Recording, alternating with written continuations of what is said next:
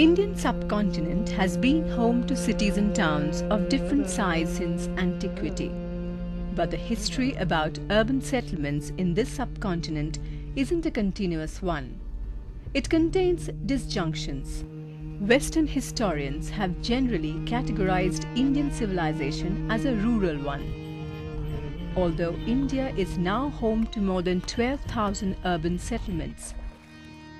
In 1915, Sir Patrick Gates started his pioneering work on the historiography of Indian urban settlements from a sociological point of view in the University of Bombay. Post-independence, renowned scholars of geography and sociology have ventured into this field. Several questions have been raised. What is the relationship between an urban settlement and its hinterland? Where is the center of an urban settlement? How is it aligned? The answers to these questions can give us more insight into the rise and fall of Indian urban settlements.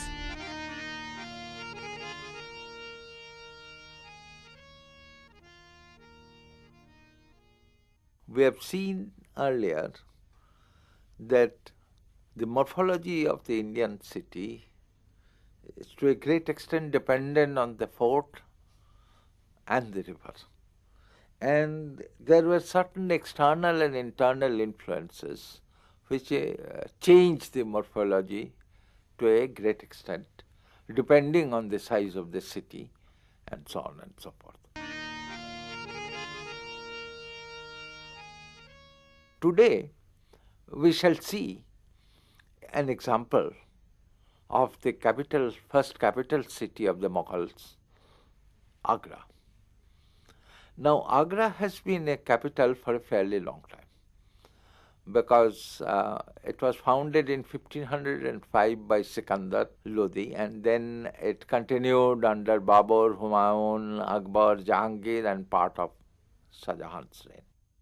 So therefore, it has a very long and checkered career. It is well documented in the sense that most of the European travelers of the period of late 16th to 17th century had been there and had described it fully. Unfortunately, there are not many indigenous sources on Agra. There are certain ghazals of a Hindu poet, but these are more or less poetic exaggerations, one might say. So we depend on this. Sikandar changed the capital from Delhi to Agra for reasons not clear. It is stated that he wanted to have a look at Rajputana properly from Agra.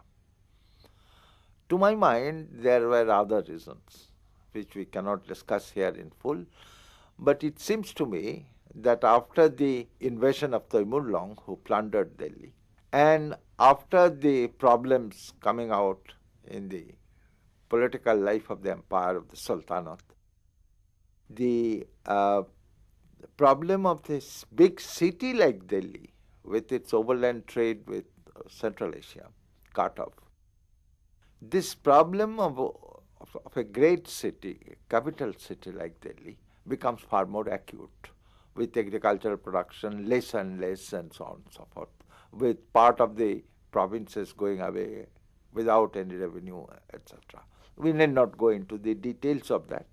We see that in Agra, it is stated that Sikandar had constructed some buildings. Unfortunately, nothing has remained so far, nothing has been found. And it was only when Babur had sent, after the Battle of Panipat in 1526, Babur had sent his son Humayun to Agra, and he came over. Then certain buildings had started.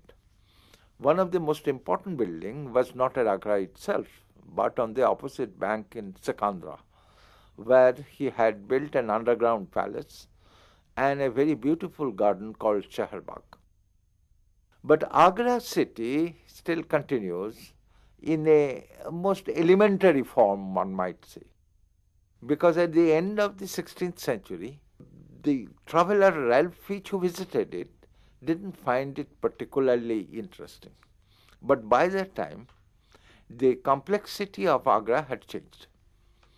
Akbar had constructed a fort, which was completed in 1565, and it had cost him between 25 lakh rupees to 35 lakh rupees, which is a huge sum compared to almost the budget of a province. Now, this fort, naturally, forms the nucleus of the city itself. And Akbar had made a plan of the city. He had constructed a wall, although the later traveller said that there was no wall, but the Archaeological Survey of India had excavated in 1871 and found the remains of the wall. So walls were there.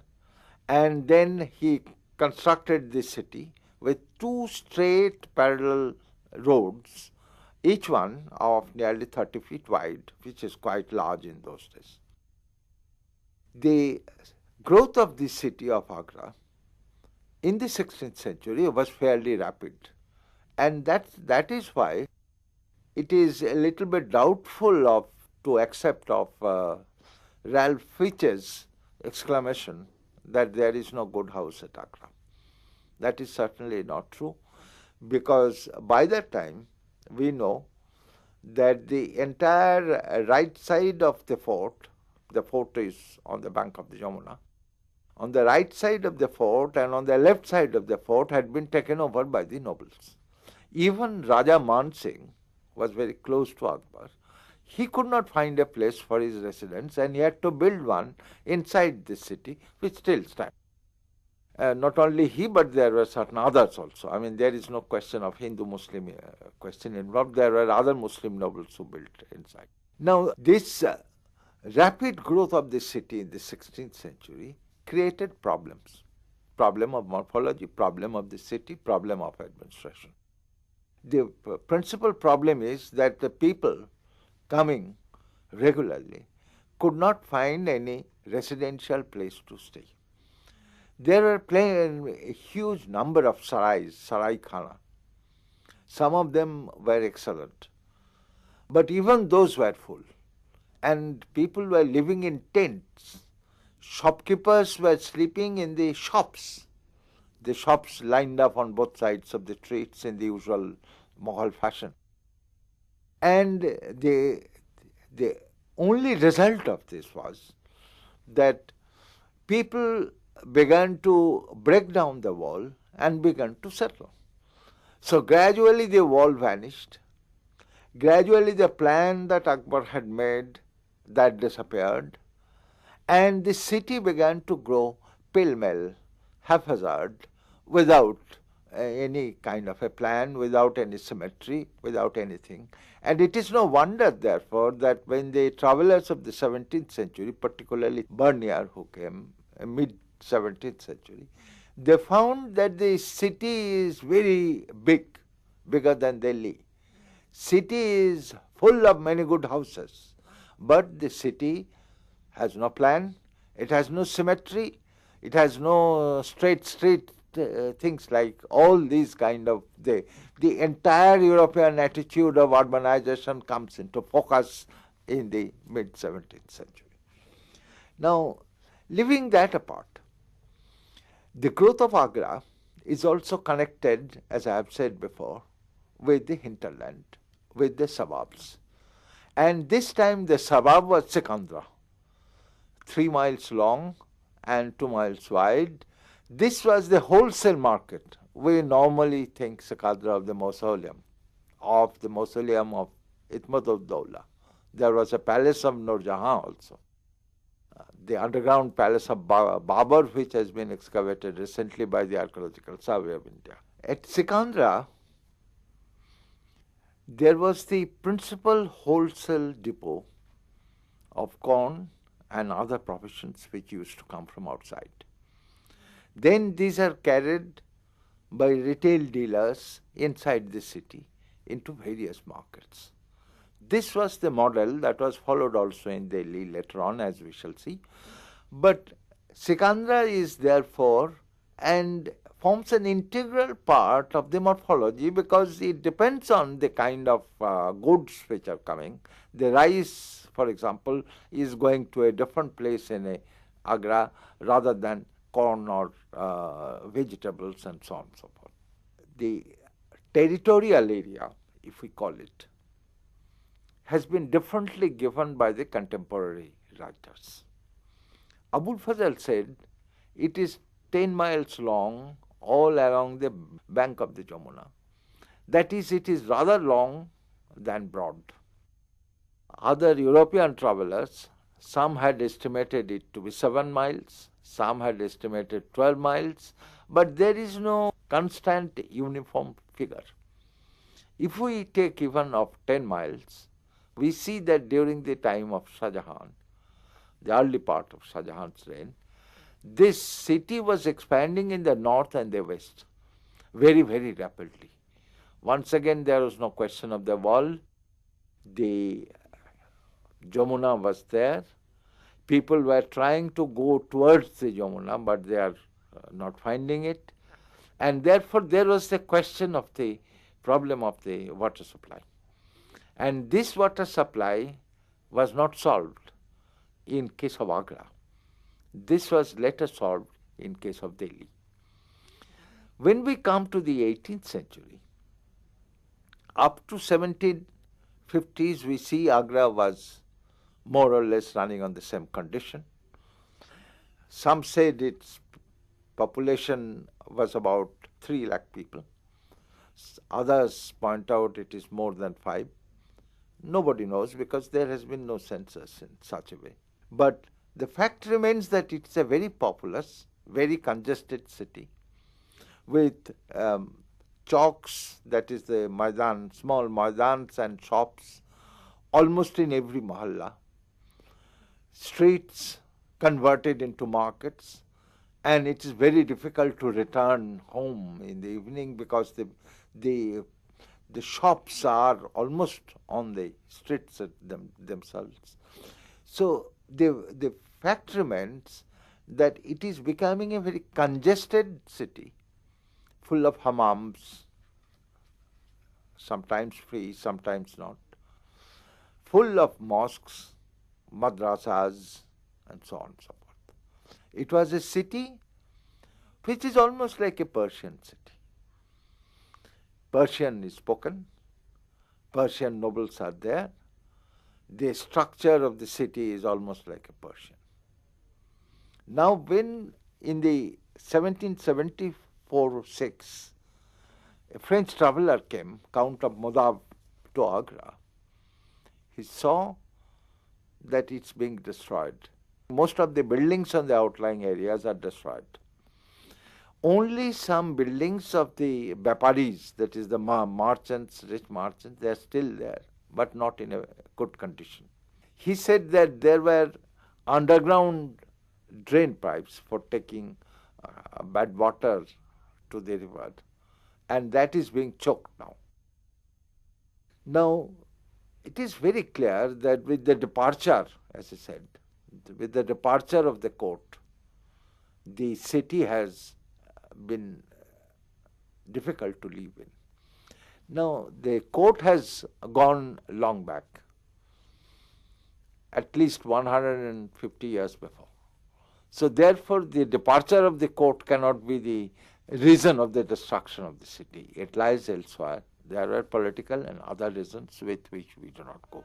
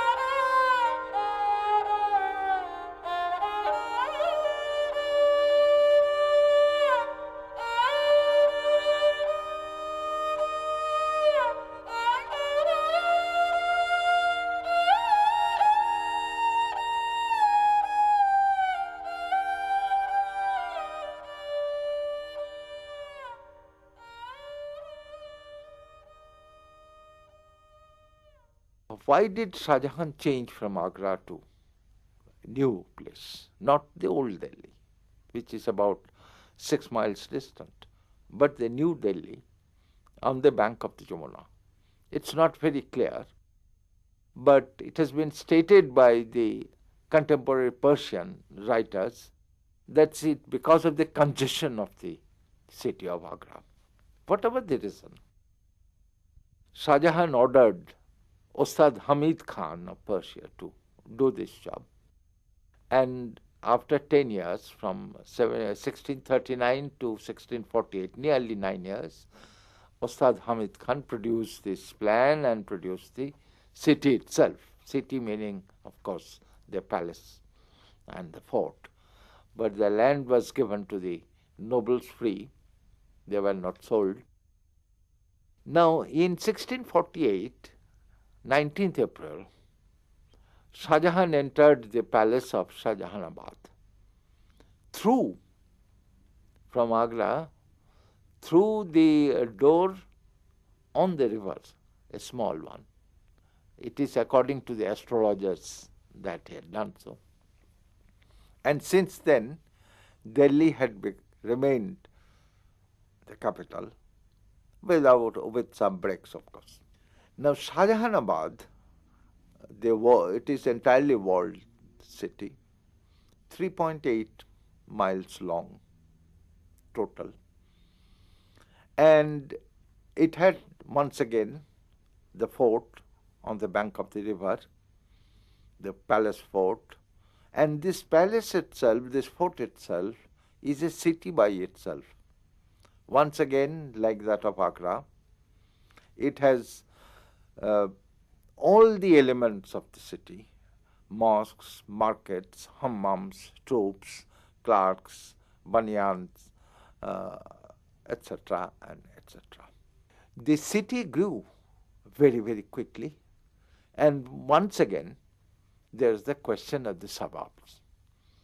Here, the suburbs across the river, just like that of Agra, across the river, Paharganj area and other areas where the dealers, wholesale dealers used to come and bring this. Delhi always had such a kind of a market, not there, but in other areas, the old Delhi, where this wholesale market was located. Even the market of the slaves and the animals were located. It had an excellent, the Sultanate Delhi had an excellent trade relation overland with Central Asia. In case of Mughal India, that overland trade was there, but it was not very important. Far more important were these linkages with the provinces and linkages with Surat. There was a direct route which goes through Burhanpur, through another route through Rajasthan. So there were linkages with the ports, and this is very important in the sense that all the luxuries were coming in and being paid often in gold and silver rupees. The Delhi city, once again, Shah Jahanabad, once again starts from the fort itself. It is the usual fact. There were 3 main parallel streets. But what is important and what makes it different from that of Agra or Lahore is that this was a planned city, number 1, and this was done on the basis of a Hindu town planning system as well as with the Iranian system. This is what is known as the string of a bow system. Along with the hand of the bowman in it.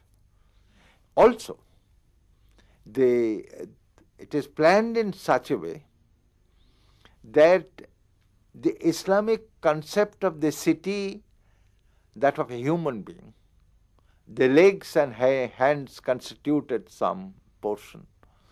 The Jama Masjid is the heart, and the fort, palace fort, is the head. So therefore, there were a combination of both the Iranian and the Hindu influence. And this could be seen very easily in case of Shahjahanabad. That is one, the streets are done in such a way that one is like a string and the other two join at the center in the fort of the palace and then goes away like the curve of a bow. And the hand of the bowman is also there. So this is totally different from that of Agra or Ahmedabad or Lahore, etc. There is also another element in Delhi, and that element makes it once again different from that of Agra or Lahore. Shah Jahan had ordered the canals to be cut so that the water could come inside the city, although it is on the bank of the river. But the land is rather a bit high, and therefore the water of the river cannot be brought easily everywhere. It can be done in a palace through a Persian wheel, but to all other parts of the city, it's very difficult to do. So what he did is he ordered the Ali Mardan Khan to cut the canal, construct a canal from Hansi and Hisar, about 75 miles distant from Delhi, to bring the water through paved pipes into the city itself. Now once it comes into the city, it enters the city through Shahi Bagh garden, then it divides into two streams. One streams go to Chandni Chowk area. There was a huge reservoir in between the fort and Chandni Chowk. Now there is a road, but earlier it was a reservoir. And that water then goes through underground pipe to Faiz Bazaar and circulates in a roundabout way, continues to circulate. The other one, the Shahi Bagh garden, through the Shahi Bagh garden, it comes to the palace. It enters the palace near the Shah Burj on northwest corner, and then it's brought inside the palace by the Persian wheel, picked up, so to speak, and then it runs through the chambers of the palace, of all rooms, which are marble. There is a canal, small canal, still can be seen, and it runs through, goes to the hammam in the fort.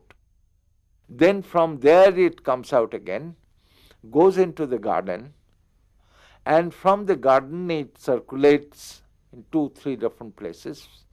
Then from there it comes to the ditch, which is in front of the fort, and from there it comes to the Jamuna River, falls into the Jamuna River.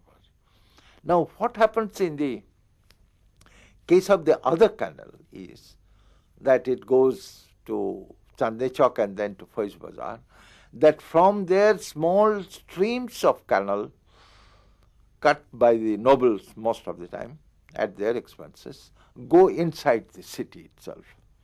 It goes into the hammams also.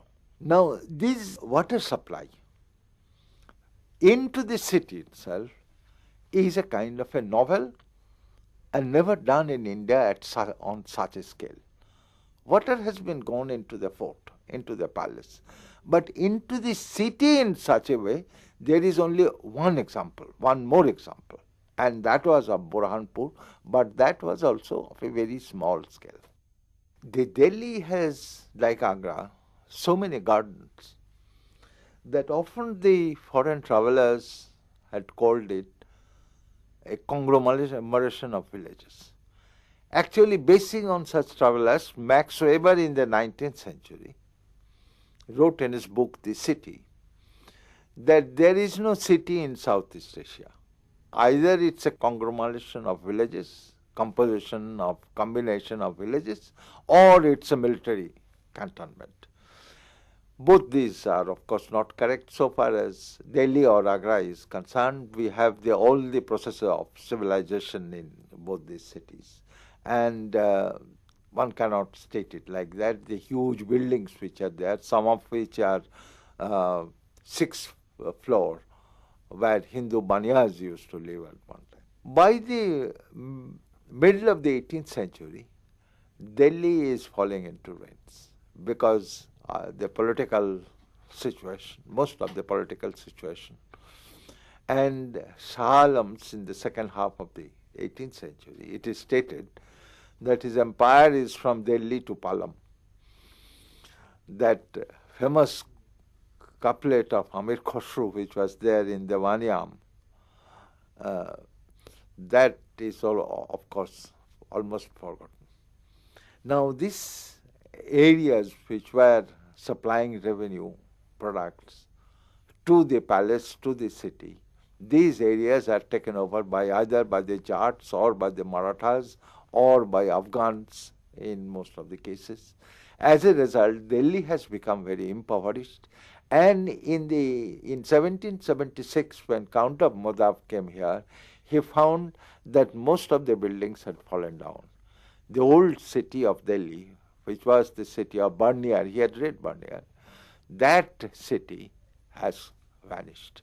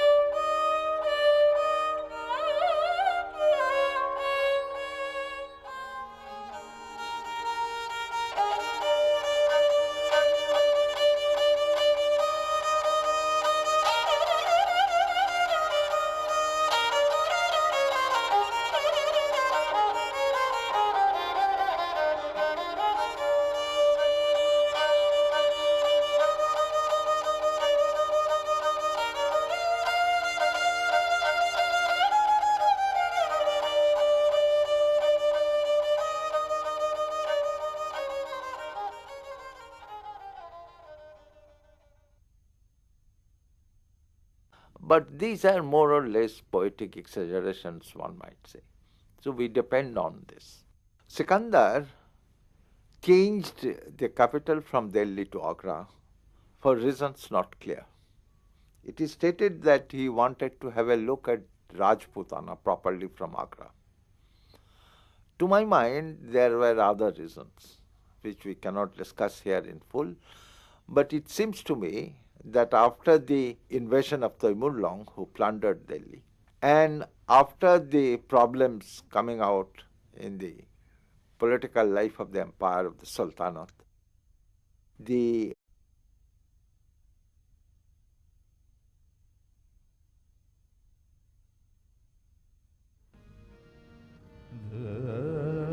Indian subcontinent has been home to cities and towns of different size since antiquity. But the history about urban settlements in this subcontinent isn't a continuous one. It contains disjunctions. Western historians have generally categorized Indian civilization as a rural one. Although India is now home to more than 12,000 urban settlements. In 1915, Sir Patrick Gates started his pioneering work. Now, Agra has been a capital for a fairly long time because it was founded in 1505 by Sikandar Lodi, and then it continued under Babur, Humayun, Akbar, Jahangir and part of Shah Jahan's reign. So therefore it has a very long and checkered career. It is well documented in the sense that most of the European travelers of the period of late 16th to 17th century had been there and had described it fully. Unfortunately, there are not many indigenous sources on Agra. There are certain ghazals of a Hindu poet. We have seen earlier that the morphology of the Indian city is to a great extent dependent on the fort and the river. And there were certain external and internal influences which changed the morphology to a great extent, depending on the size of the city and so on and so forth. Today, we shall see an example of the first capital city of the Mughals, Agra. Work on the historiography of Indian urban settlements from a sociological point of view in the University of Bombay. Post-independence, renowned scholars of geography and sociology have ventured into this field. Several questions have been raised. What is the relationship between an urban settlement and its hinterland? Where is the center of an urban settlement? How is it aligned? The answers to these questions can give us more insight into the rise and fall of Indian urban settlements.